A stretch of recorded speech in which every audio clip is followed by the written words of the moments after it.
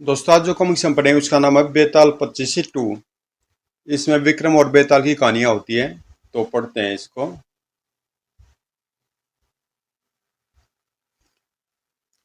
होनी अनहोनी। धैर्यवान राजा विक्रम ने सांस न छोड़ा। बेताल को पकड़कर उस योगी तक पहुंचाने के लिए वह दृढ़ प्रतिज्ञा था जिसे वह वचन दे चुका था। सांस संजोकर एक बार फिर से वह भूत प्रेतों से भरे मास शमशान में पहुंचा और वृक्ष से उल्टे लटके बेताल को उतार कर तथा कंधे पर पुनः लाद कर अपने मार्ग पर चल पड़ा। मार्ग में बेताल पुनः बोल पड़ा। तुम्हारा साहस धन्य है राजन, जो इतने घोर कष्ट उठाकर भी मुझे उस दुष्ट योगी तक ले जाने के लिए कटिबद्ध हो। परंतु मुझे तुमसे सहानुभूति भी है, इसलिए तुम्हारे श्रम को कुछ हद तक दूर करने के लिए मैं तुम्हें एक नई कथा सुनाता हूँ। शर्त वही रहेगी, यानी कहानी के दौरान तुम बोलोगे नहीं, अन्यथा बस बस दोहराने की जरूरत नहीं है, मुझे मालूम है। तब तुम मुझे छोड़कर तुरंत चले जाओगे। तुम कथा सुनाओ बेताल, मैं खामोश ही रहूंगा। तब बेताल ने राजा को यह कथा सुनाई। भद्राचलम राज्य के स्वामी राजा महेंद्रदत्त के दो पुत्र थे। बड़ी रानी से उत्पन्न पुत्र का नाम था सुबल कुमार और छोटी रानी के पुत्र का निर्मल कुमार। राजा महेंद्रादित्य चापलूसी पसंद व्यक्ति थे, इसलिए उनके कर्मचारी अनेक प्रकार से उनकी चापलूसी करके अपना मतलब निकाल लिया करते थे। स्वयं बड़ा राजकुमार सुबल कुमार भी पिता की हाँ में हाँ मिलाकर उनका प्रिय बन गया था, जबकि छोटा राजकुमार निर्मल हर बात को सोच समझकर ही बोलता था। एक दिन सुबल कुमार और राजा में भाग्य से संबंधित एक प्रसंग पर बहस हो रही थी। तभी छोटा कुमार निर्मल भी वहां आ पहुंचा। सुबल, एक बात बताओ, मैं इस राज्य का स्वामी हूँ, समस्त प्रजा मेरी दया पर जीती है। क्या तुम भी ऐसा नहीं सोचते कि तुम स्वयं भी मेरी दया पर जीवित हो? निश्चित ही ऐसा ही है महाराज। प्रजा के साथ साथ मैं भी आपकी कृपा से अन्न भोजन प्राप्त करता हूँ। और तुम निर्मल, तुम क्या कहते हो इस विषय में? महाराज, इस विषय में मेरा आपसे मतभेद है। मेरा विचार है प्रत्येक प्राणी अपने अपने भाग्य अनुसार ही अन्न भोजन धन धान्य पाता है। तुम्हारा मतलब है तुम भी अपने भाग्य से सब प्राप्त करते हो, मेरी दया से कुछ नहीं? आप मेरे पिता हैं और इस राज्य के स्वामी भी, इसलिए मैं दया और ममता तो आपसे अवश्य प्राप्त करता हूँ, परंतु भोजन मुझे अपने भाग्य से मिलता है। इसका अर्थ तो यह हुआ मैं कुछ भी नहीं, तुम जो कुछ खाते पीते हो वह तुम्हारा भाग्य तुम्हें देता है। क्यों, यही बात है ना? मेरे कहने का यही अर्थ है पिताजी। शैतान मेरा दिया खाता है, मेरे दया पर आश्रित रहता है, फिर भी अपने भाग्य का गुणगान करता है। ठहर, तुझे इसकी सजा मिलेगी। अगर सच बोलने की कोई सजा मुझे देना चाहते हैं तो बेशक दे दीजिए महाराज, पर यथार्थ वही है जो मैंने कहा है। क्रोध में बिफरते हुए राजा ने एक लोहे का पिंजरा मंगवाया और उसमें राजकुमार निर्मल को बंद करा दिया। अब देखता हूँ लोहे के इस बंद पिंजरे में तुम्हारा भाग्य कैसे तुम्हारा साथ देता है। ले जाओ इसे और घने जंगल के बीचों बीच छोड़ाओ। राजा के आदेशानुसार सेनापति पिंजरे में बंद राजकुमार को जंगल के मध्य छोड़ाया।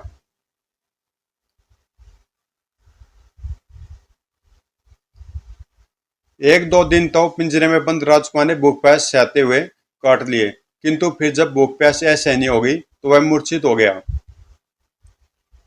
राजा जयवर्धन शिकार करके लौट रहे थे। उन्होंने जंगल में पिंजरे में बंद उस राजकुमार को देखा तो चौंक पड़े। ओए, यह क्या? जंगल में लोहे के पिंजरे में कैद दिया बालक, यहाँ कैसे? इसे पिंजरे से आजाद करूं। राजा जयवर्धन ने पिंजरे का ताला तोड़कर बेहोश कुमार को बाहर निकाला और उसकी नब्ज देखी। अभी जीवित है, पहले इसे होश में लाऊं, फिर हालचाल पूछूंगा।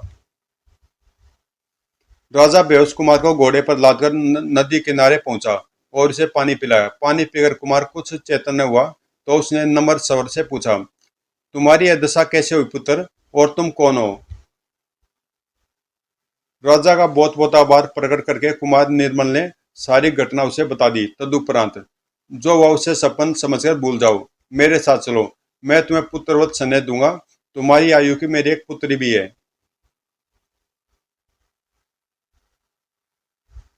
राजमहल में देखो बेटी, मेरे साथ कौन आया है? यह कौन है पिताजी? मुसीबत का मारा एक राज्य का राजकुमार, इसका नाम निर्मल कुमार है। जितना अच्छा नाम है, दिखने में भी ये वैसे ही दिखते हैं। क्या ये अब हमारे साथ ही रहेंगे पिताजी?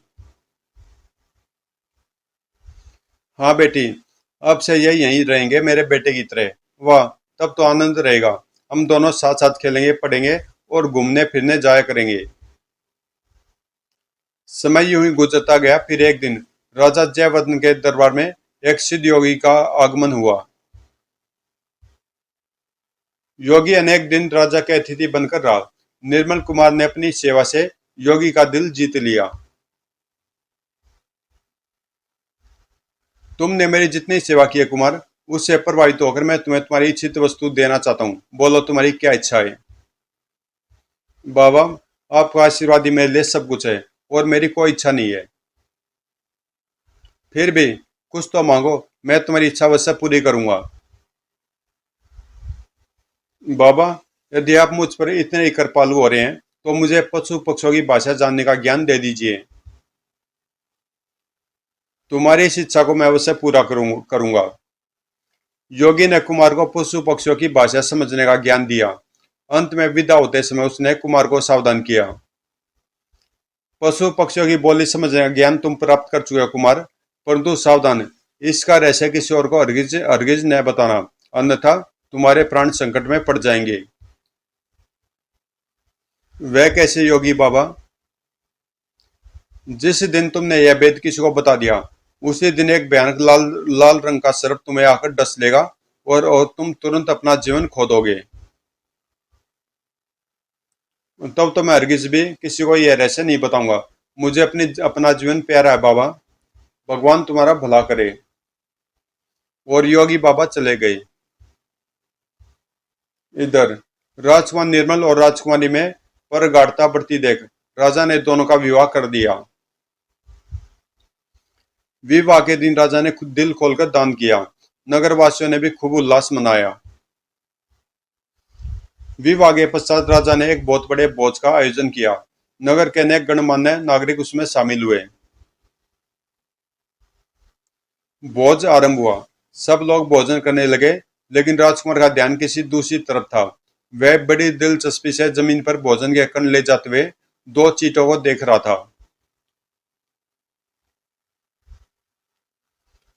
पशु पक्षियों की बोली समझने वाले राजकुमार ने दोनों चींटों की बातचीत सुनी। एक ताकतवर चींटा दूसरे चींटे पर झपट रहा था। अरे रे, यह क्या करते हो भाई? क्यों मेरा भोजन छीन रहे हो? मैं तुमसे ताकतवर हूं। यह भोजन मुझे मुझे दे दो, नहीं तो मैं तुम्हें मार डालूंगा। क्यों मुझ कमजोर को सता रहे हो भाई? यहाँ इतना अन्न मौजूद है कि चाहो तो वर्षों तक प्राप्त करते रह सकते हो। कहाँ है अन्न? उधर देखो, सामने वाली रसोई में। मैं भी तो वहीं से लेकर आ रहा हूँ। मेरा भोजन छीनने की बजाय तुम भी वहीं से अपना मनपसंद आहार चुन लो। जाता हूँ, लेकिन यदि तुम्हारी बात गलत निकली तो लौटकर तुम्हारा अन्न ही नहीं छूनूंगा, तुम्हें मार भी डालूंगा। दोनों चीटों की बात सुनकर यह कहकर राजकुमार खिलखिलाकर हंस पड़ा।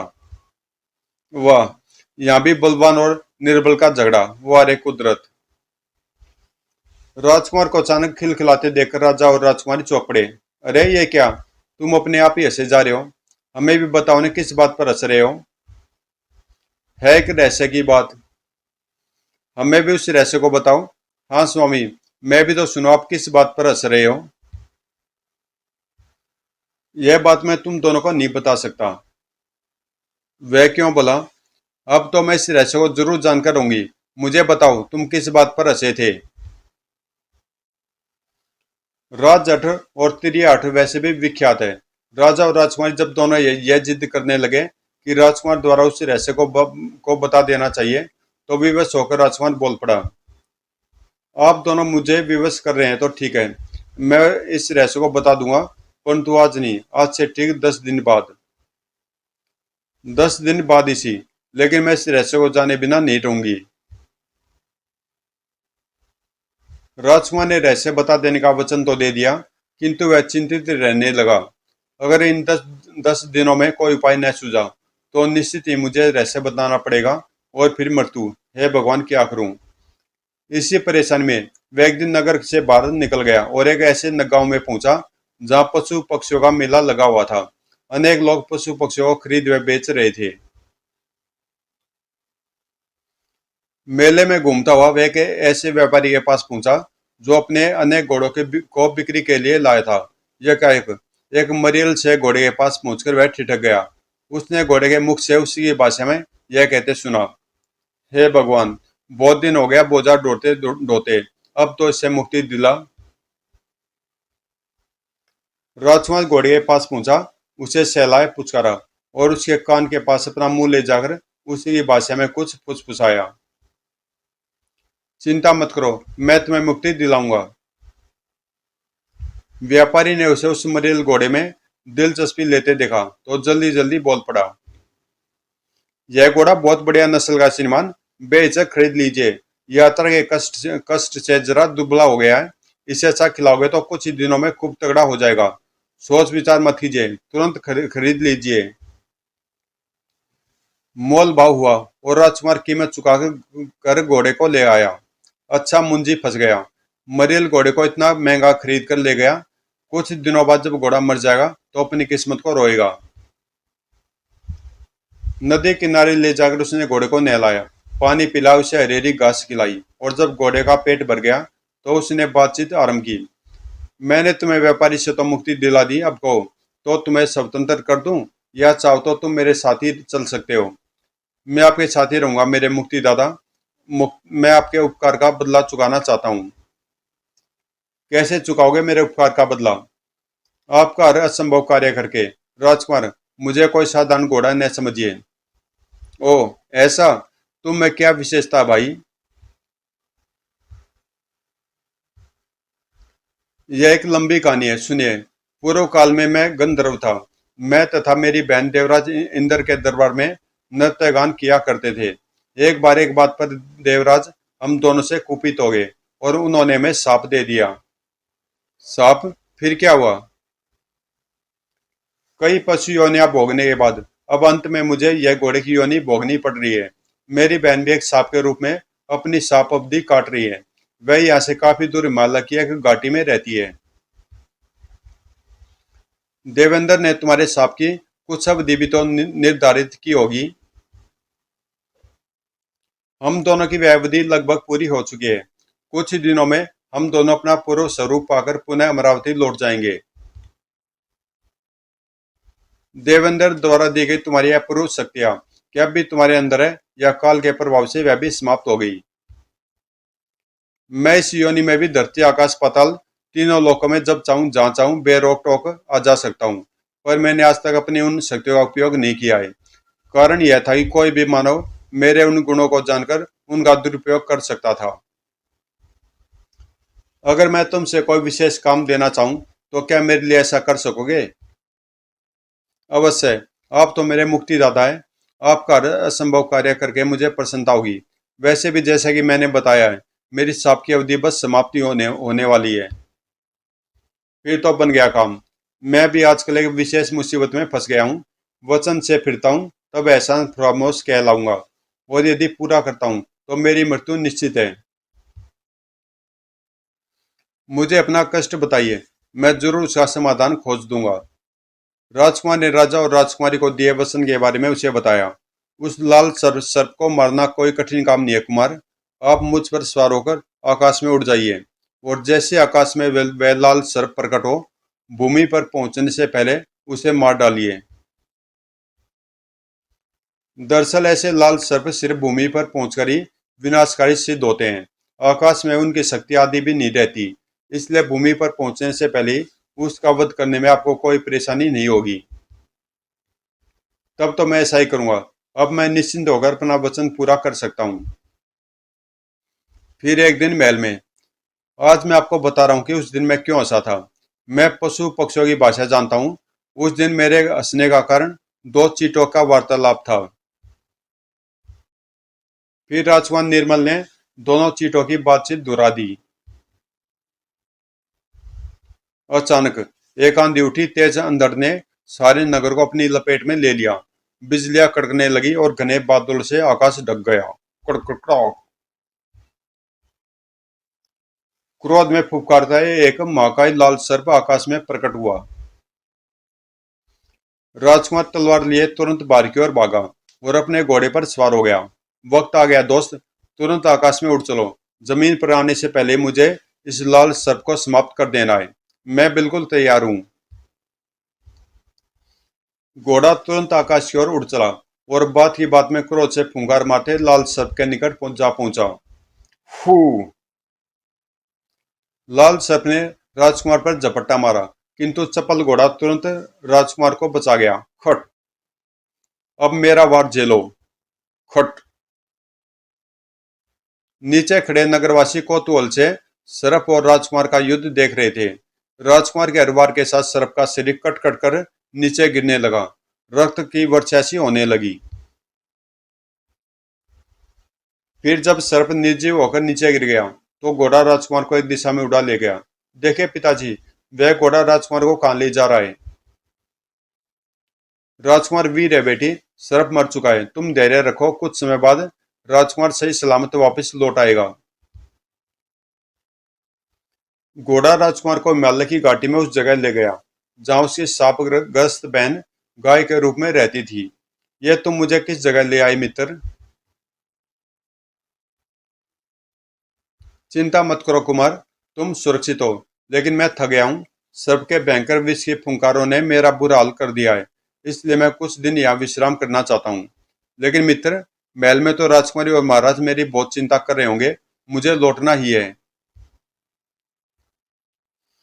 बस कुछ दिन और प्रतीक्षा करो राजकुमार, मैं तुम्हें महल में अवश्य पहुंचाऊंगा, यह मेरा वचन है। फिर घोड़े ने शापग्रस्त अपनी बहन से कुमार को मिलाया, जो वहां गाय की योनि भुगत रही थी। गाय के रूप में यह मेरी बहन है कुमार, मैं कुछ दिन विश्राम कर लूं, इस बीच यह तुम्हारा ध्यान रखेगी। 2 दिन राजकुमार उसी उसी स्थान पर रहा। यह स्थान तो बहुत ही सुंदर है। सुंदर तो बेशक है, किंतु खतरनाक भी कम नहीं है। वह कैसे। इस पहाड़ी के पीछे एक बहुत ही मनोरम सरोवर है जहाँ यक्ष कन्याएं स्नान करने आया करती है। यदि वे किसी मनुष्य को देख ले तो रुष्ट हो जाती हैं और फिर अपने जादू से उन्हें पत्थर बना देती है। इसलिए तुम भूलकर भी उस ओर न जाना। तुम कहते हो तो नहीं जाऊंगा, मुझे भी व्यर्थ मुसीबत लेना अच्छा नहीं लगता। दूसरे दिन सुबह जब राजकुमार जागा तो एक सुंदर देवदूत तथा अप्सरा जैसी स्त्री को देखकर चौंक पड़ा। आप दोनों कौन हैं। चौंकिए मत राजकुमार, मैं वही घोड़ा हूँ और यह गाय है। आज हम दोनों की शाप की अवधि समाप्त हो गई है, अतः हम पुनः अपना स्वरूप पा गए हैं। ओह, तुम दोनों को अपने वास्तविक रूप स्वरूप में देखकर मुझे बहुत प्रसन्नता हुई, परंतु अब मैं अपने नगर कैसे पहुंच सकूंगा। चिंतित मत हो कुमार, हम तुम्हें अपनी अलौकिक शक्ति से तुम्हारे नगर पहुंचा देंगे।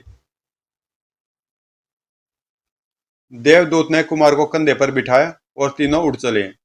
बात की बात में तीनों राजकुमार के नगर में आ गए। देवदूत और उसकी बहन राजकुमार से विदा लेकर इंद्रपुरी की ओर उड़ चले। राजकुमार को सुरक्षित वापस लौटकर आते देख राजा और राजकुमारी की प्रसन्नता का ठिकाना न रहा। इस अवसर पर संपूर्ण नगरवासियों ने खुशियां मनाई, घरों में दीपावली की गई। दूसरे दिन राजा ने राजकुमार को मुकुट पहनाकर उसे राजा घोषित कर दिया और स्वयं रानी के साथ तीर्थाटन को निकल गया। राजकुमार निर्मल महल में सुखपूर्वक रहने लगा। एक दिन बैठे बैठे अचानक एक विचार उसके मन में उठा। सौभाग्यवश अब तो मैं इस राज्य का स्वामी भी हो गया, क्यों न अपने पिता और भाई को जाकर यह समाचार दे आऊं। उन्हें भी विश्वास हो जाएगा कि अंततः मेरी ही बात सच निकली। दूसरे दिन राजकुमार निर्मल घोड़े पर चढ़कर अपने पिता के नगर की ओर चल दिया। कुछ बदला बदला सा लगा, लोग सहमे और उदास से लगे उसे अपने नगर में। अरे, इस नगर के निवासियों को क्या हुआ। हर व्यक्ति उदास और सहमा सा लग रहा, किसी से पूछूं। क्यों बूढ़े बाबा, भद्राचलम में कोई विपत्ति आ गई है क्या, जो नगर बेरौनक सा दिखाई दे रहा है। ठीक है तो भैया, माँ विपत्ति होगी ही कहो। जब से पूर्व महाराज महेंद्रादित्य ने अपने छोटे पुत्र को मरवा डालने का आदेश दिया था, तभी से इस राज्य पर विपत्तियों के बादल मंडराने आरंभ हो गए थे। पूर्व महाराज, क्या महाराज महेंद्रादित्य अभी यहाँ के राजा नहीं है रहे? नहीं, कुषाण राजा भद्रबाहु ने इस नगर पर आक्रमण कर महाराज को बंदी बना लिया था, तब से वही यहाँ का राजा है। और महाराज महेंद्रादित्य, उनके बड़े पुत्र रानी आदि का क्या हुआ? महाराज को कैद में डालकर भद्रबाहु ने उन सभी को कत्ल करवा दिया। यह तो बहुत बुरा हुआ। क्या महाराज अब भी कैद में है? कुछ साल पहले सुना गया था कि वे किसी तरह से बंदीगृह से भाग निकलने में कामयाब हो गए हैं। अब कहाँ यह कोई नहीं जानता। अपना परिचय छुपाकर राजकुमार दुखी मन से वापस लौट पड़ा। उसने उसी घड़ी संकल्प किया, मैं अपने पिता को खोजूंगा और उस दुष्ट भद्रबाहु को के शिकंजे से अपने पिता का राज्य लौटा कर ही दम लूंगा। जब वह जंगल के छोर पर पहुंचा तो मैले कुचेले चिथड़ों में लिपटा एक बूढ़ा व्यक्ति उसे एक पेड़ के नीचे बैठा हुआ मिला। कुमार को देखकर उसने आवाज लगाई, भूखे को भोजन देते जाना बेटे, ईश्वर तुम्हारा भला करेगा। राजकुमार चौंक गया और तुरंत घोड़े से उतरकर बूढ़े की दिशा में बढ़ा। अरे, यह आवाज तो मेरे पिता की लगती है। यह निश्चित ही मेरे पिता है। बूढ़े की ओर कुछ क्षण गौर से देखने के बाद राजकुमार ने तुरंत पहचान लिया। वह अपने पिता के चरणों में गिर गया। पिताजी, पहचानिए पिताजी, मैं आपका पुत्र हूँ, निर्मल कुमार। निर्मल कुमार, मेरे बेटे, तू जिंदा है? कहीं मैं कोई सपना तो नहीं देख रहा? यह सपनी वास्तविकता है पिताजी। मैं जीवित हूँ, पर नगर की दुर्दशा जानकर मुझे बहुत दुख पहुंचा है। पिता पुत्र में देर तक बातें होती रही। राजकुमार ने अपने राजा होने की बात पिता को बताई और पिता ने अपना तथा परिवार की दुर्दशा का वर्णन पुत्र को सुनाया। पिताजी, अब आप मेरे साथ चलिए। मैंने संकल्प किया है, एक दिन अपने नगर को अवश्य मुक्त कराऊंगा और आपको पुनः सिंहासन पर प्रतिष्ठित करूंगा। अब मुझे राज्य प्राप्त करने की कोई कामना नहीं रही पुत्र। परिवार में एकमात्र बचे तुम ही मेरे सब कुछ हो। तुम कुशल से रहो, यही मेरी इच्छा है। पिताजी, अपने संकल्प को पूर्ण किए बिना अब मैं हरगिज चैन से नहीं बैठ सकता। मेरी माता तथा भैया के हत्यारे भद्रबाहु को इसका फल अवश्य भोगना पड़ेगा। तुम धीर हो, वीर हो पुत्र। मुझे विश्वास है तुम अपने संकल्प को अवश्य पूरा करोगे। लेकिन मेरे मन में जो पश्चाताप की आग जल रही है, उसे अब तीर्थाटन जाकर ही शांत किया जा सकता है। मैंने तुम्हारे प्रति बहुत अन्याय किए हैं पुत्र। भूल जाइए उन बीती बातों को। आप मेरे पिता हैं। आपका हर आदेश मुझे उस समय भी स्वीकार था और अब भी है। मेरी ही भूल थी। सत्ता के मद में मैं भूल ही गया था कि होनी पर बल होती है। मैं अपने चाटुकार मंत्रियों और पार्षदों के बहकाव में आकर तुम्हें मृत्यु जैसा घोर दंड देने की गलती कर बैठा था। मुझे क्षमा कर दो पुत्र। आप कैसी बातें करें पिताजी? मुझसे क्षमा याचना कर आप मुझ पर और पाप न चढ़ाइए। सारी पिछली बातें बिसार कर अब आप मेरे साथ चलिए और मुझे तथा मेरी पत्नी को अपनी सेवा का अवसर दीजिए। इस तरह समझा बुझाकर निर्मल अपने पिता को अपने राज्य ले आया और उसकी खूब सेवा शुश्रूषा करने लगा। कुछ दिनों बाद उसने एक विशाल सेना एकत्र करके भद्रबाहु पर आक्रमण कर दिया। इस युद्ध में राज्य के नागरिकों ने भी उसे भरपूर सहयोग किया। निर्मल कुमार ने भद्रबाहु का सिर काट डाला और युद्ध में विजय प्राप्त करके अपने पिता को फिर से भद्रचलम के सिंहासन पर प्रतिष्ठित कर दिया। इस प्रकार उस वीर व्यक्ति ने अपने पिता के लिए संकल्प को पूरा कर दिखाया। संपूर्ण नगर राजकुमार निर्मल कुमार के जय मिनाद से गूंज उठा। राजकुमार निर्मल कुमार की जय। अंत में राजकुमार निर्मल के शौर्य तथा सौभाग्य से संबंधित यह कथा तुम्हें कैसी लगी राजन? राजकुमार निर्मल का साहस निसंदेह सराहनीय था बेताल, परंतु इसमें उसके सौभाग्य का ही मुख्य भाग था। अन्यथा लोहे के पिंजरे में बंद वह जंगल में कभी का मर खप चुका होता। यदि वह सौभाग्यशाली न होता तो दूसरे राज्य का राजा उसे पिंजरे से आजाद करके अपने साथ लाता ही नहीं। ठीक कहा तुमने, सचमुच होनी प्रबल होती है। तभी तो भगवान राम जैसे महापुरुष को भी 14 वर्ष का वनवास भोगना पड़ा था। भाग्य की उसी विडंबना के कारण ही तो मुझे भी बेताल के रूप में यह शाप ग्रस्त योनि भुगतनी पड़ रही है। पर इस बात से तुम्हारा क्या संबंध है? तुम मौन भंग कर बैठे। फिलहाल तो मेरे लिए यही बहुत है, हा हा हा। और इस प्रकार एक बार फिर से आजाद होकर बेताल पुनः शमशान की ओर उड़ चला। तो दोस्तों, ये बेताल पक्षी डाइजेस्ट नंबर 2 है। और इससे पहले मैं बेताल पक्षी डाइजेस्ट नंबर 1 पढ़ चुका हूँ। उसके भी 7-8 पार्ट बने थे, तो अगर आपने नहीं पढ़ी तो आप उसको भी पढ़ लीजिए। वो बेताल पक्षी डाइजेस्ट पार्ट 1 वो आपको मिल जाएगी प्ले लिस्ट में, विक्रम और बेताल का फोल्डर उसके अंदर। और इससे आगे स्टोरी है ईमानदारी बढ़िया बेईमानी, तो इसके मैं अलग से वीडियो बना दूंगा। और मिलते हैं किसी अगली कॉमिक्स में। और इस डाइजेस्ट के सारे पार्ट भी आपको उसी में मिलेंगे, विक्रम बेताल के फोल्डर में। तो ये पहला पार्ट यहीं पे समाप्त होता है।